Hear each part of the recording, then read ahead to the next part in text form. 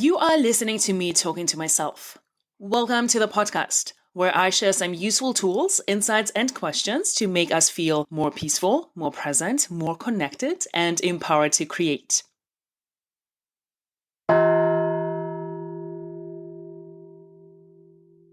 In this episode, I will ask and discuss some deeper questions about meditation. What is the mind? The mind is what thinks. The entire thought process is due to the mind. It is the mind that is constantly involved in the various actions of thinking, reading, and pondering over what has been read, etc. During its course of thinking, the mind may act beneficially or harmfully depending on its habit pattern of thinking. It is the nature of the mind to generate thoughts all the time. Therefore, our most important duty is to guide the mind towards a healthy thought process and prevent it from taking the path of unhealthy thinking patterns that are not useful and are not serving us. We are meditating to sharpen the mind. How do we sharpen the mind? If you are with the reality and not reacting to it, naturally the mind gets sharpened. The mind gets blunt when it reacts. When we do not react, its natural reality is very sharp. And then we have all the conditioning and our reaction patterns on top. So when we remove those patterns, the mind stays sharp. If you purify the body, you purify the mind? No. So the root is the mind, not the body. The body is just the base. With the help of the body, the mind is working, but the mind has to be purified first, and then it affects the body.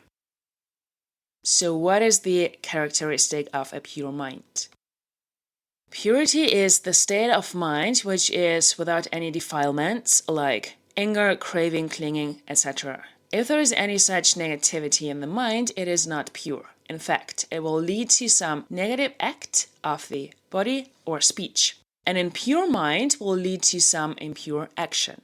This way, you not only harm yourself, but others as well. On the other hand, if the mind is pure, it cannot act in a wrong way. It will benefit itself and others as well. We purify our mind so that we are saved from doing harmful deeds through our speech and body.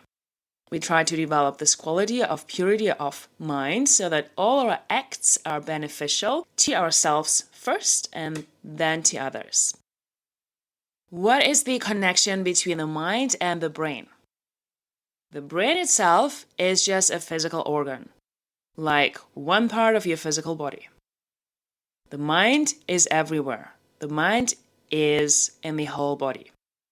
What does it mean being equanimous? When you do not react, you are equanimous. Can we feel and enjoy things fully and still be equanimous? Life is about enjoying things, but not with an attachment to anything. You remain equanimous and enjoy knowing that it can go away anytime without clinging to it. Then only are you really enjoying life. Otherwise, you get attached, and if you miss or do not get something, you create suffering for yourself. Isn't it actually unnatural to not react? It seems so if we have experienced only the wrong habit pattern of the mind, which is always reactive. But it is natural for a pure mind to remain fully equanimous.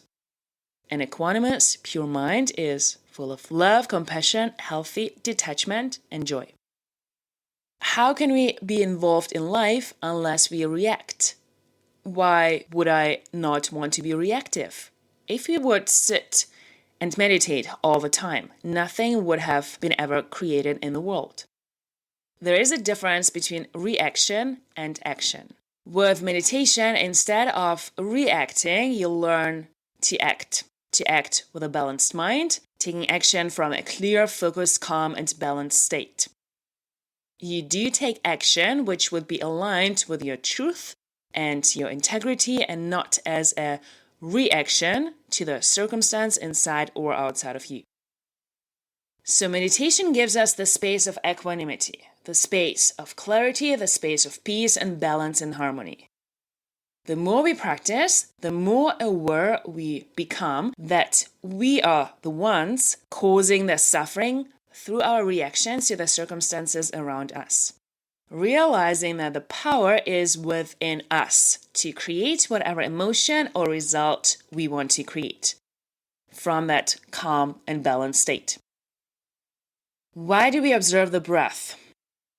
Breath is a true fact. It is the truth that is closely associated not only with our body but also with our mind. Like a scientist, we have to discover the truth about ourselves, our body and mind, but not just knowing that intellectually. What we read, what we study, but experience it personally.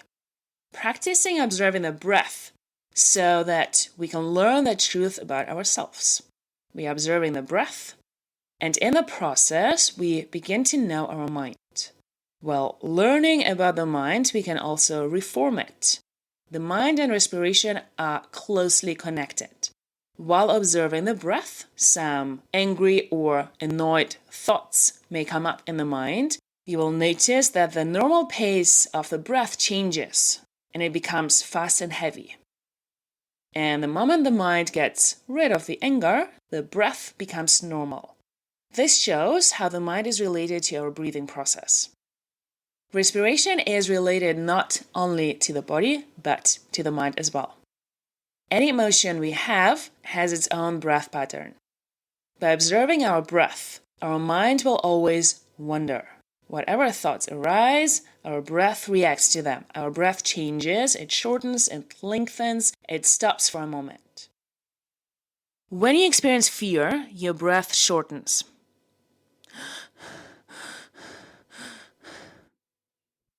When you feel calm and relaxed, your breath is long and steady.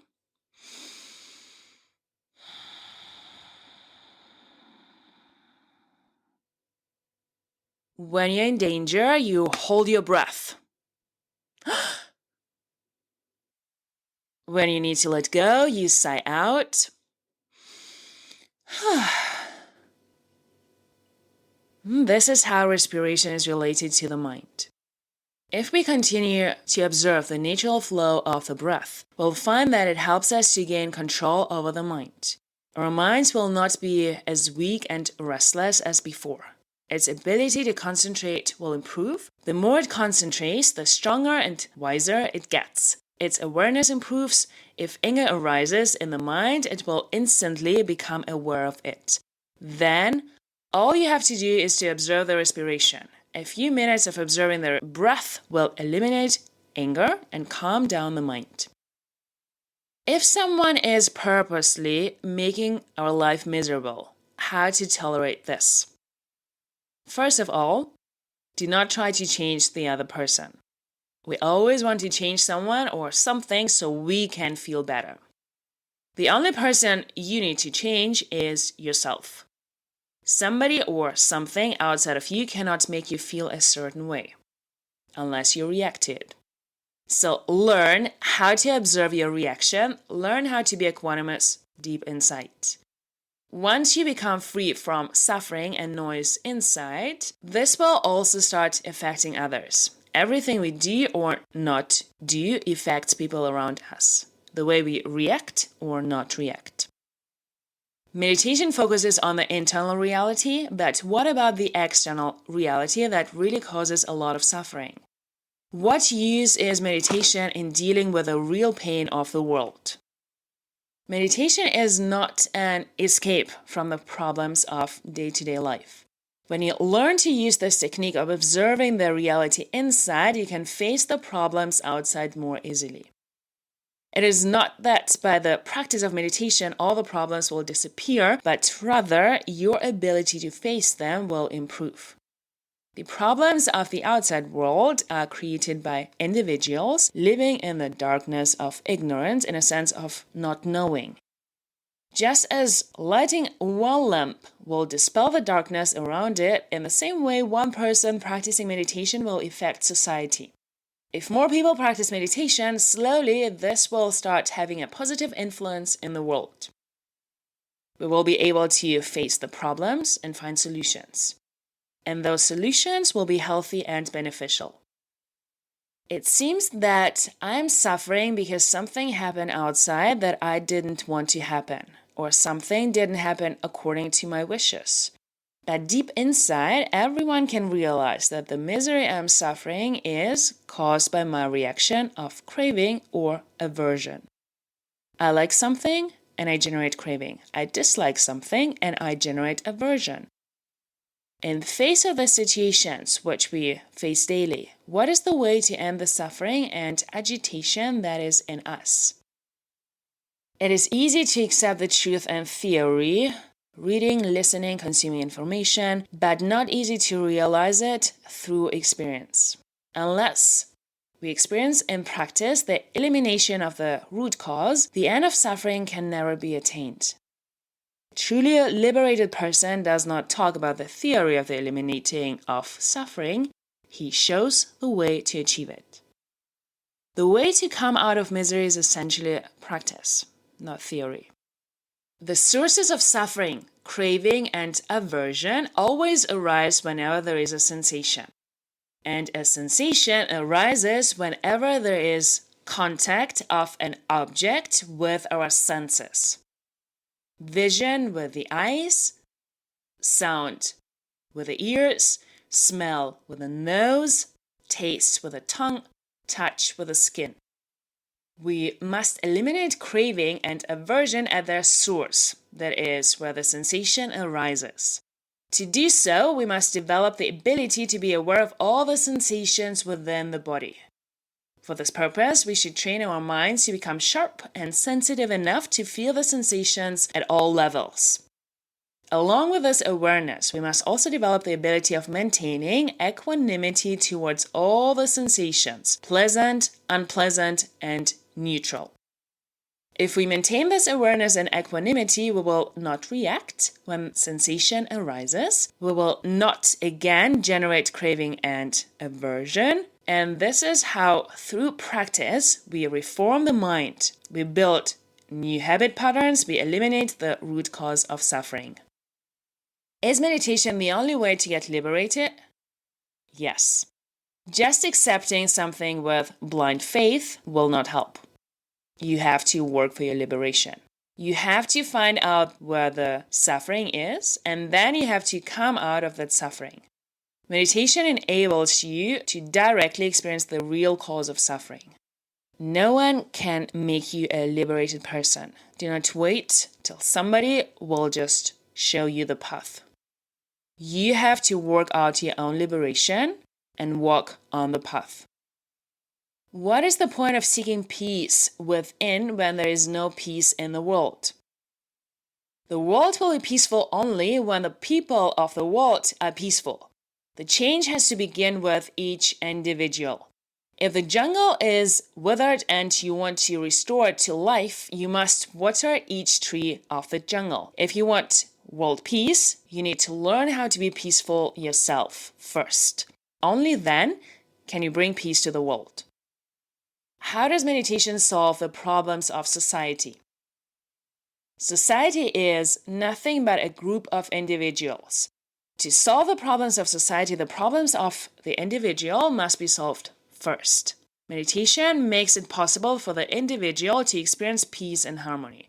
It helps to solve the individual's problems, and this is how society begins to experience peace and harmony. This is how the problems of the society begin to be solved. Isn't society influenced by the actions of one another? We are influenced by the people around us and by our environment, and we keep influencing them as well. If the majority of people, for example, are choosing violence, then war and destruction will happen. But if people start to purify their minds, then violence cannot happen. The root of the problem lies in the mind of each individual human being, because society is composed of individuals. If each person starts changing, then society will change, and war and destruction will become rare events. Unless there is peace within, you cannot expect peace in the world. There cannot be world peace unless there is peace within individual human being. If more and more people practice meditation, if more and more individuals live a peaceful life, we are approaching closer to world peace. So practice for your own benefits, practice for the benefits of the others, and practice for the benefits of the whole world. Thank you for being curious. If you enjoyed listening, rate, review, subscribe, share, and join the conversation. Do not miss out on yourself.